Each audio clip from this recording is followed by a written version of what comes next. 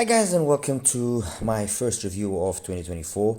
Before I start, I want to wish everybody a 2024 filled with as much happiness as possible, as much good health as possible, as much positive vibes as possible. We already have enough adversities in our life to deal with, so all the good things that can come our way are very much welcomed. And if you have those basic, at least I think that way, if you have at least those basic ingredients, if you have your health, if you have a certain amount of happiness, you can't be happy all the time. It's part of, I guess, human nature. And if you have peace as well, the majority of the times, then things such as success in your work, success in business, success in whatever field, money, all those things, I think they just come as a natural consequence. But anyway, to everyone, a 2024 full with the very best that life has to offer. That's my sincere wishes. Anyway, this is my first review of the year, and I bring you the TSMR Halo. I've had this IM already now for a while, and I had already done the review, but I was waiting for a few IMs to have arrived. They didn't arrive, so I ended up redoing the whole review with the IMs that I did have. The TSMR Halo is an 8+4, so it's an 8BA plus 4 EST IM. And it basically positions itself between the Akiba and the RGB. The Akiba is an IM that sells for $1,500. This one is $1,199, so $2,000, and the RGB is $3,000. And it positions itself in terms of price between those two, but in terms of performance, and having heard the RGB, I consider the Halo to be a superior IM to the RGB. That's just my personal opinion. Maybe some of you might not agree, but that's my personal opinion. It's an 8+4, as I was mentioning. 8 BAs, 2 Sonian vented BAs, so 38 D1Xs, 4 Knowles BAs for the mid frequencies, and then another 2 Sonian BAs for the high frequency. Complementing the 2 Sonians in the high frequency, we have 4 Sonian electrostatic for the ultra high frequency. And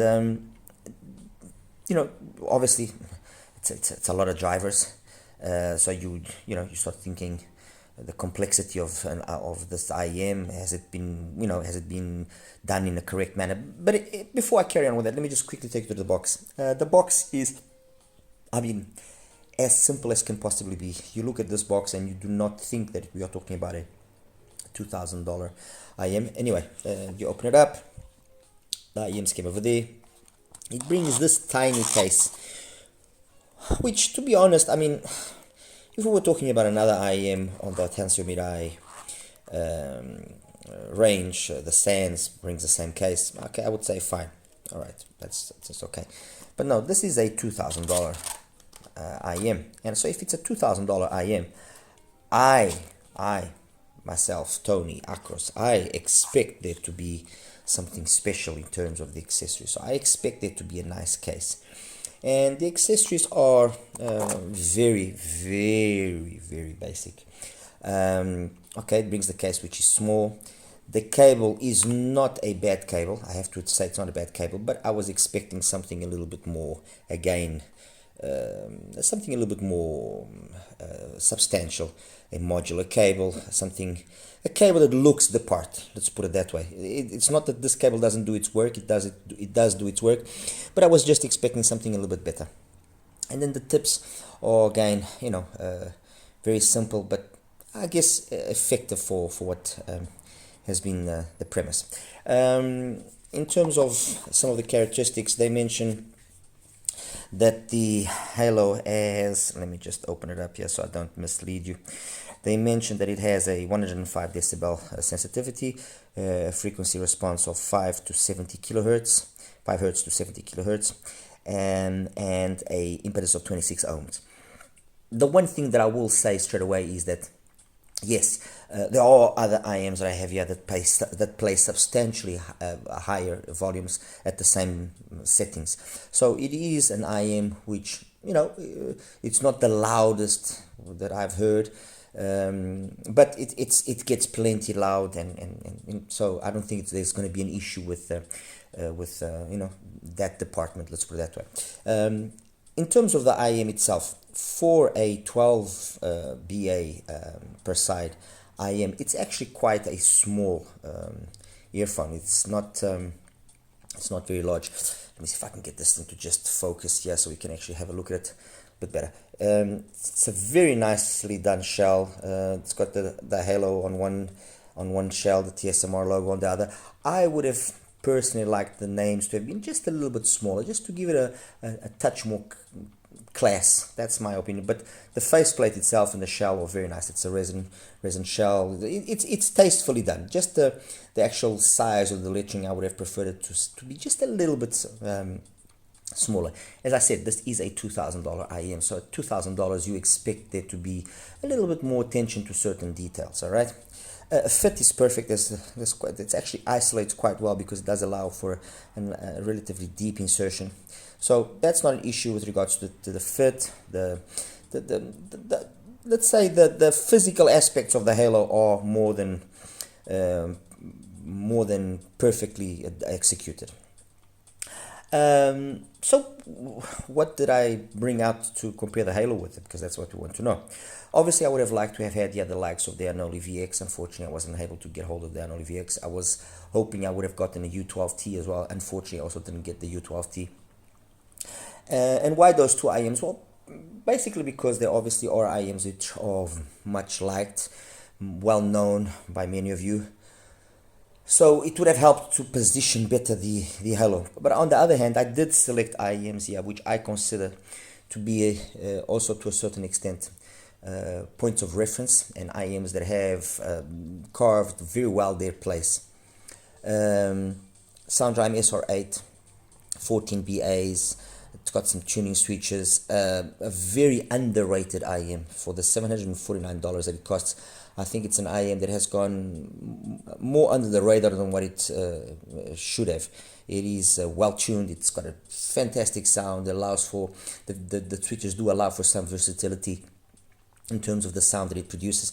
But it is a nice, dynamic, fun sounding IM, definitely. Next to that, the Awura Audio Neon Pro. I don't think that needs much introduction. It's an IM that I've always talked very highly about. Obviously, we're talking now here around $850. But still, at $850, it's very good value for money. It's a 10 BAs. It's an IM that trades blows with the Anole VX, in my opinion, very, very competitively. I would say you get about, I'm going to say 90 for the sake of not causing too much commotion, but I would personally, I think it's about 95% of the Anole VX performance, okay? And even surpassing the Anole VX in certain aspects, especially in the way the bass is done. Next to that, we've got the Butastur, the Night Oblivion Butastur, an IM that also 10 BAs, 2 Sonians, and the rest is all Knolls. It was shrouded, unfortunately, with some issues, which for me personally, I think are irrelevant, because what matters is, does it play well? And it plays fantastically well. Really, really, really well. Yeah, I will say that it is one of the IMs, out of all of the IMs that I've selected, it's probably the most picky. And the truth is, it actually, the H570 tips that I'm using, as you can see, are the best tips for this IM. And then I'm using an IVipQ cable on it now. Recently, I was using the stock one until now, and I've actually changed now to this cable. And it's not that the difference is massive or huge, but there are occasions where I can perceive that it's changed ever so slightly, the tonality, okay? This cable thing is always a very relative thing, because that cable might interact well with an IEM, and then one interact well with another IEM. So to say that a cable is a big deal, or is always something which I'm very delicate about delving into. But the truth is that this cable synergized very well with the Butastur, and the Butastur plays fantastically well. I mean, really, really. But I'll get into a little bit more detail about how they sound when I start comparing them.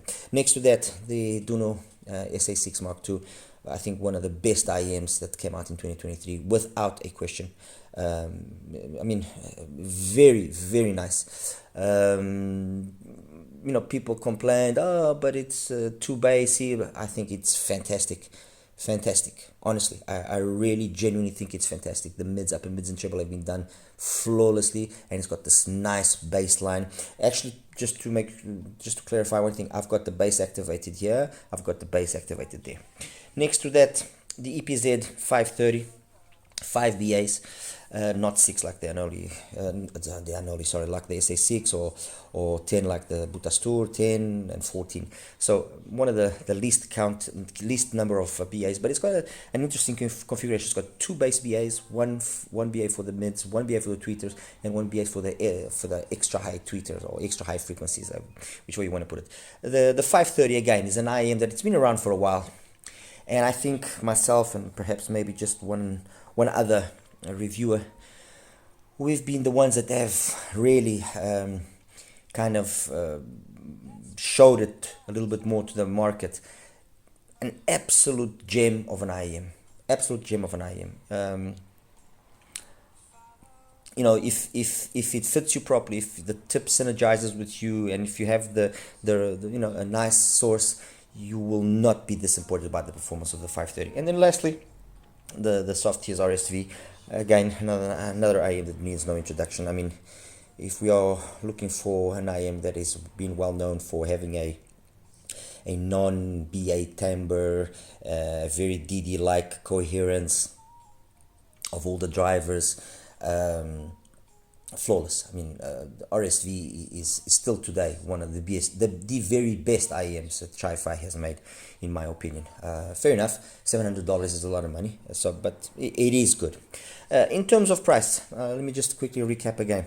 $749, $850. This is about $500. This is about $540. This is about $460. That's $700, although the prices come down now a little bit. So, and this is $2,000. So this is significantly more expensive than the rest. And the question, obviously, the first question is it worth the money? Does it bring to the table more than what these IEMs can answer? And the short answer is yes. Now, whether that yes justifies the price difference or not is something I'm going to leave to you guys to decide, and to you guys to ultimately say, okay, I will pay the extra $1,000 or $1,000 plus dollars. I mean, let's be honest, with the price of the Halo, you can buy yourself a Butastur, you can buy yourself, these 3 IEMs, basically, the Butastur, the SA6, and the EPZ. That's the truth, you know, that's the reality. You could buy yourself the SR8, and you could buy the Neon Pro, and maybe have some money left over for the EPZ. So that's the truth here, or the hard reality. It is $2,000. It is a lot of money, but it's one of the very few times, that you will ever hear me say that, yes, I think that if you really can afford to go that far, it's one of the IEMs that does deserve you paying out that kind of money, because what it does offer in terms of sound is something very, very unique. As you guys know, I've got all of these IEMs here in very high account for various reasons, but all of them in very high account. I'll start here with the Neon Pro, because the Neon Pro was the first one that really kind of showed me what a well done all BA IEM could be. And the Neon Pro and the SR8 have got the peculiarity of being, probably out of all of the IEMs here, the two that have the most, if I want to make now an analogy like I sometimes do, these are like PA speakers, you know, electro voice or precision devices, something along those lines. So really high quality PA speakers. While the likes of the Butastur, the SA6, the EPZ, the RSV, and the Halo are more along the likes or the lines of really high quality home speakers. We're talking, you know, B&W, we're talking Hafler, we're talking Wilson Watt, we're talking that kind of vibe, all right? And with that, let me set the stage here for the Halo. The Halo is a unbelievably smooth and unbelievably detailed IM at the same time. I mean, the bass is really well executed. There was really no instances where I would say to myself, oh no, this is a BA bass. No, the bass, in my opinion, much like in the RSV, which was one of the first IMs that I ever heard, which was all BA, and it didn't sound like all BA. That's what they've done here. It's all BAs, but it's been so well tuned and so well married between the various drivers that you feel like you're listening to a DD over here. Okay, the bass has got texture, it's got depth, it goes deep, it can rumble when it has to rumble, but it's also got this cleanliness which is just surreal. Honestly, just surreal. It's clean, it's dynamic, it's very engaging. It's a very well done bass that follows through into the mids. The mids are male and female vocals are flawless in my opinion. They just come across with the right amount of energy. I mean, you take things like, for example, "Feel So Good" from Diane Reeves. You look, any one of them does that song really well, with their individual nuances. The SR8 and the Neon Pro are a little bit more power, a little bit more mid-bass energy, but this does it with such an unbelievable smoothness and class that it's an absolute pleasure to listen. I'm not saying with that the Butastur or the Duno or the EPZ or the RSV don't have also their amount of smoothness. Yes, they do. Actually, all of these are on the smoother side, more detailed, less detailed, but all on the smooth, very smooth sound. I would say the Butastur and the EPZ are probably the most intense of the smoothness. Let's put it that way. While the SA6 and the RC are the more relaxed of this smoothness. All right, these two, like I mentioned, are more high energy, and then the Halo is like a Dr. Jekyll and Mr. Hyde in that when it needs, it is unbelievably smooth, unbelievably relaxed. It just, nothing is overpowering, it's just perfect, honestly. And I'm not exaggerating. Like I said, I've had this IM for a while, and I've heard it for many hours. And when you first hear an IM, you got that excitement, that early morning, like I sometimes say, that early morning boner, but trust me, that subsides, and when that goes away, that initial excitement, and then you start listening to it with a little bit more calm, with a little bit or more patience, you start seeing where the magic is, and the Halo is definitely magic. Like I was saying, bass is absolutely unbelievable, vocals are really well done, the extension in the highs, it's perfect, it's smooth, it's natural, it comes across perfect. Excellent layering, excellent resolution. Again, like I was saying, "Feel So Good" from Diane Reeves, or "Piece of Me" from Candace Springs. It just sounds flawless. It creates this the Halo, the thing that's, and I guess holographic, maybe, I don't know. It creates this sense of space, of involvement, that is really very, very intoxicating. It just grabs your attention, and when you're not expecting it, there it goes again. It's really, really well done, very well done. It's definitely an IM that I would say, look, make a plan to listen to it. I'm sure you will not be disappointed. Actually, when I first heard the Halo, I was reminded by an IM that Our Audio was making earlier this past year. Was still in its prototype phase. It was basically an Alita, Our Audio Alita, which is 12 BAs with 4 ESTs. That was basically what it was. The name wasn't yet decided, so it's pointless to say the name because it wasn't yet decided, and I don't know if it's even going to be produced. But anyway, the Alita from Our Audio was very smooth, but it was overly smooth, and it lacked a little bit of extra detail up top to really make it special and stand out at a $1,000 IM. And that one brought that missing information to the equation because of the ESTs. And this very much reminded me of that, but taken to another step above. And in which way? The bass, especially. The bass on the Halo is very, very well executed. Okay. In terms of its technical capabilities, the soundstage I think is perfect. It's wide, it's big, it's plenty space, excellent imaging. You can it has no issues with distinguishing between instruments and stuff. I mean, again, like I say, you go through my playlist, which I'll obviously publish, and you notice differences listening to the other IEMs and you're listening to this. You do notice differences. Or they absolutely day and night differences that are no, but you notice them quite easily, especially between these two and RSV and then the Halo. The difference is very noticeable. With the Butastur, the SA6 and the EPZ, the difference is noticeable, but not as much. But with these three, especially, the difference is very noticeable.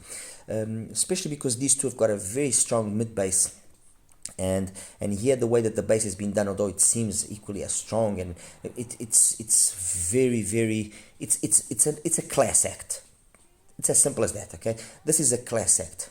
This is like the difference between people that became rich and people that are rich. People that become rich, they have this necessity to show off, this necessity to, here I am, I've got this, I've got that. People that are rich or that are born into wealth, usually, not always the case, but usually they do not flaunt that. They have subtle ways of showing off that they have taste, that they have money, and that's what the Halo is about. It's a very, very classy IEM. That the sound that comes across and that it gives us, it's a sound that it's not in your face. It's just all about poise and correctness and being very delicate when it has to be, but also equally intense, like Deeper from Pete Belasco. It's got an amazing bass line, that song. This does it perfectly. I felt absolutely there wasn't any instance that I said, no, I wish there was a little bit more bass. No, and in considering it's BAs, wow. I mean, it's got basically the same BAs in doing the handling, the bass frequencies, as you have on the Neon Pro, as you have on the Butastur, as you have on the Duno. They all have the same BAs, and it's well done. It's well done. Okay. Let me see here. Riviera from Bob's Up, which is a little bit more of an EDM kind of song. Plenty energy to give that song the necessary fun that it requires. Going on to the opposite end of things in a sentimental mood via Cecile Norby. Fantastic. The Halo and the Butastur, for me, are the two best ones out of all of them. Then the SA6 EPZ and the RSV, in the next layer of doing it well, and then the Neon Pro and the SR8 in the next place. Mind you, it's not huge differences. They aren't huge differences. But if you have the right gear, you will notice them. I did all of my listening. I did it with the Q15. I'll be honest. I listened to it with my Frankenstein very little. And why did I use the Q15? Because I just love the tonality of this amplifier. I mean, the tonality, the warmth of this implementation here of the AKM 4499s has been, flawless. And yes, there are the occasional IEMs that you would have liked maybe to have used a bit of a more higher energy source to give it a little bit more life. But in this particular case, I think the Q15 just married flawlessly with any one of these IEMs. And even IEMs like the Butastur and the EPZ, which some people said, a little bit over energetic, with the Q15 matched up to it's flawless. Pure magic. Honestly, pure magic. Anyway, guys, I don't want to drag this on too much. I'll show you the graphs now next. The reality, in a nutshell, is a simple one. The Halo is a well-built, well-tuned IEM that plays fantastically. Yes, it brings with it a price tag of $2,000. I would have liked for that sort of money to have had or to have seen slightly better accessories, a nicer case, something a little bit more substantial, and nicer cable. Definitely deserves. And then compared, just very briefly with these IEMs here, you do notice that there is differences. You do notice that above all, the biggest difference is a difference of polishness, of being more polished. I think that's the best word I can. I mean, you listen to it and you listen to the SR8. The SR8 is a fantastic IM. It's really good, but you do notice occasionally the BA timbre, and you do notice that the mids and the highs here are just so well smoothed. It's just unbelievable compared to the Neon Pro. The same thing as well to a certain extent, although maybe the Neon Pro was able to get away with sounding sometimes closer to a certain extent to the Halo than the SR8. An interesting thing, because I personally think the SR8 is slightly superior to the Neon Pro, and in this comparison, I actually think the Neon Pro probably took the better of it. Okay, compared to the Butas Tour, the Butas Tour has also got loads of extension on top, but you notice that there's a difference in that quality of that extension. You notice that this just has that extra polish. But the reality is this: I mean, for $600, $599 that the Butas Tour costs. And although, yes, there was some talk, oh, they're exaggerating because it goes up against IMs which are way more expensive and it's not as... It is a good IM. I'm sorry, it is a good IM. It's well tuned and it plays fantastically well. And if you got a good source, it's gonna satisfy you. Trust me. Duno SA6. The biggest difference that I noticed here is not so much in the bass or in the mids. It's more in the upper mids and treble. Loads more detailed here than there. But the SA6 is a fantastic IM, honestly. SA6 Mark II, flawless IM. Compared to the EPZ, it's got more detail, a little bit more energy in the upper mids and treble than the Duno SA6, but very much the same situation as well. Okay, very much the same situation. And the RSV, again, I would say very much the same situation. The biggest difference that you notice here is, especially in the upper mids and treble, where there's way more detail here. There's as well better technicalities here. Very flagrant, actually, that difference in technicalities. How much more twinklies and sparklies, how much more spacious the soundstage is here as compared to the RSV. In that aspect, the RSV was never its, especially when you consider its price, it was never its forte. If I have to point an IEM here that is probably got the best value for money, I would probably say, and taking into account the driver count, I would probably say the Butas Tour is the best value for money IEM here, with the EPZ very close. The EPZ and the Butas Tour are very close. Following that, then definitely the SA6 comes in next. The SR8, I would say, in the same place as the XA6. And then the Neon Pro, well, actually, I would say these in second place, these three in third place. And then lastly, the RSV, only because, I mean, the price tag of $700+ is just completely out of context. I mean, when you compare the EPZ 530 to it, this is $300 less, basically. And in my opinion, this is a better IM. It's just got a little bit extra more magic to it than the RSV has, and the RSV is fantastic, mind you. RSV is a fantastic IM. Okay. Anyway, guys, I hope you enjoyed my take here on the Halo. I'll show you now the graphs and we'll wrap it up. All right, you take care now. Hi guys, and welcome now to the graph section for the TANSIO MIRAI Halo. Let me just take away quickly the graphs of the other IEMs and leave you here with the TANSIO MIRAI. And this is the graph of the TANSIO MIRAI. So nicely focused on the sub bass. It's basically flat by 300 hertz, so there's no bleed, at least not a bleed that I can perceive as one. And then and pin gain, which starts relatively early and peaks at close to 3K, peaks at around 2.7, 2.8K, and then drops off. This peak, which maybe some might consider, because everything sits within roughly 10 dB, so some might even think that it's V-shaped. I didn't perceive it in that way. I didn't perceive it in any way as being V-shaped. It's harmonish to a certain extent, but the important things to pay attention here are the extension past 10K is basically the same level as the mids in that 400 to 1 kilohertz area. which that means that there's plenty of energy up top, and it's very well done. Whatever possibility of aggressiveness that might even occur here, which there is none, is also kind of subdued or camouflaged by this nicely done thick bass that it's got. But the reality is that because it's BA bass and Sonian, and they've been well implemented, because it could be Sonian but not so well implemented, it just sounds quick. It's got the right full. It just sounds absolutely fantastic for BA bass, honestly, and very comparable to a lot of DD bass IEMs out there. Okay, it might not have the ultimate visceral impact, but it sounds really, really good. Okay, it does sound good. It does sound really good.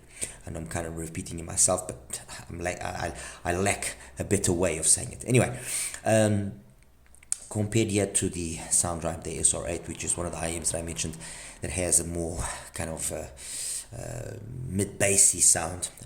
You wouldn't think so by looking at the graph. I mean, the SR8 does have, this is with both switches on, it does have a nice graph, nice enough graph. I mean, bass and mids and upper mids are very well executed. It's just that extension past there, that's not as much. Then again, it's, I guess the fact that it doesn't have any ESTs does account to that. But yes, it is 14 BAs. You could, but it's nicely done. It is very nicely done. But you notice that there's a big difference in terms of overall polish and class. The TANSIO MIRAI is a better IEM. That's the reality. Okay. And as I said earlier, now the price difference doesn't justify itself. Only you can say. The next one I'm going to show you now is the Audio Neon Pro, which also has the same sort of kind of overall vibe as the SR8.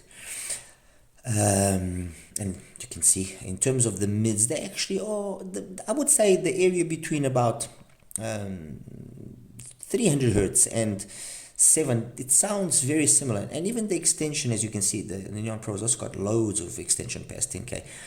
And it's not it's not that there isn't enough extension. There is plenty of extension. It's just the quality of that extension on the Halo is better. It's got these very, very smooth upper mids and treble, and that extension past 10K is just surreal. So the overall timbre, the overall tonality of the Halo is very correct, at least for my personal liking. All right, so that's the audio out of the way. Let me just take this down here. So that's the audio out of the way. I have shown you the sound drive as well. Okay, so that we can also eliminate. Let's see now here the Night Oblivion Butas Tour. All right. I don't know if you've been noticing, but I've basically normalized everything at around 1K. The Butas Tour is loads of extension past 10K, so it's gonna have a lot of detail, just like the Halo. The difference here is that detail is just not as polished. That's the only thing. I mean, the Butas Tour is, for me, definitely a very well tuned IEM, and it's not one of the best IEMs of the year as well, for me at least, just because I feel like saying it. No, it is a really good IEM. Fair enough. Okay, some people might have thought that the energy that it had was a little bit too much. I've got it here with the bass switch on, not with the treble switch on, because it doesn't need treble. It's got plenty, and matched with the Q15 especially, this match is, it's perfect. It's just like the Halo. I tried the Halo briefly with the slightly brighter sources like the M15 and so on, and it's not that it didn't sound good. It sounded good, but it just lost a little bit of that smoothness that is just magical with the Q15. And the same thing happens with the Butas Tool. The Butas Tool matched with the M15 or with anything which has got an ESS bass behind it sounds a little bit, for lack of a better word, artificial. Okay, with the Q15, that synergy is just surreal. So that's the Night Oblivion also out of the way. Let me see what I'm missing. I'm missing the EPZ, missing the RSV, and I'm missing the SA6. So let's start with the SA6. SA6, in terms of bass, I would say it's probably the one IEM that has the closest bass to the Halo. Okay, and then although it's got nicely done extension up the top, and the mids here or in the upper mids are actually very well executed. You notice that it sounds just a little bit darker. It's not as overall detailed and open as the HOLA, but I mean, this is the truth. I like the SA6 a lot. I think it's the best of the SA6 series. So it's, do you prefer a warmer sound or one which is more detailed? That's the thing here that's I think the main issue to ask. And then obviously, can you afford $2,000, or is $550 your top? If $550 is the way, you can't go above that. You know, buying an SA6 is not going to offend anybody. Let me put it that way. Compared to the RSV, there are instances where the mids come across very much the same, the mids, upper mids and treble, but the difference in the bass is noticeable. You notice that there's just a little bit more cubic inches to the base of the HOLA, and you notice that there's a lot more extension up top, a lot more especially than what you would think by looking at the graph. And then finally, the EPZ, the 530. The EPZ 530, in terms of its mids and upper mids, very similar actually, very similar. And the extension past 10K, it's got plenty of detail, it's just not as polished. The bass, it's got a hell of a lot more mid bass, which although it bleeds slightly, it's never a bleeding that is offensive or just bad or nasty or spoils things. No, I don't think it does. I think it actually still comes across very well, and I firmly believe, like I said as well, EPZ 530 is a very under the radar IM that not many people really have given it a deserved chance to show itself. And at $460, give or take, and I remember that now recently you could have gotten it for under $400. It is a really good idea. All right. Anyway, guys, like I said again, I hope you enjoyed my little take here on the HOLA. If you do have the opportunity, seriously, do give it a try. Do give it a try. You won't be disappointed. All right. As always, like and subscribe. And yeah, let's go. Let's do this. Take care now. Bye-bye.